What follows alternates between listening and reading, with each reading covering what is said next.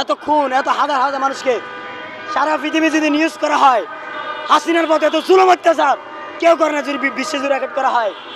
উনি তারপরেও উনি ক্ষমতা আসার জন্য যেভাবে উনি কথা বলে লাইভে এসে নির্লজ্জ ভাষায় আমরা তীব্র নিন্দা জানাই হাসিনার দোষরদেরকে। আমরা হাসিনার জাতি বঙ্গবন্ধু, আমাদের জাতির পিতা হল ইব্রাহিম, শেখ মুজিব ঘোড়ার ডিম। আমরা দেখতে চাই না হাসিনা বঙ্গবন্ধু তাদের ইতিহাস সব মুছে দিতে হবে। আমার দাবি এগুলোই। বাংলাদেশে যেখানে তাদের কিছু পাওয়া যাবে, হাসিনা শেখ মুজিবের সব কিছু ভেঙে গুঁড়ে দিতে হবে।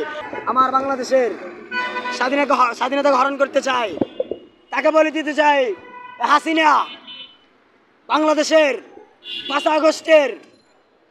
5 আগস্টের বিপ্লবের দিকে তাকাও, ইনকিলাবের দিকে তাকাও।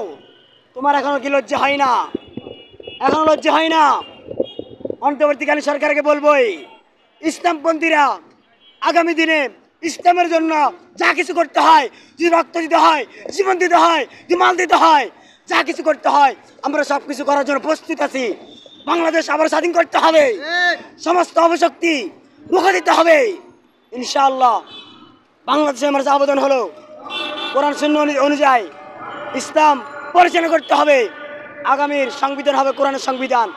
আমরা মানব না। রক্ত দিয়েছি, জীবন দিয়েছি ইসলাম পরিচালনা করার জন্য, মানুষের অধিকার ফিরে পাওয়ার জন্য।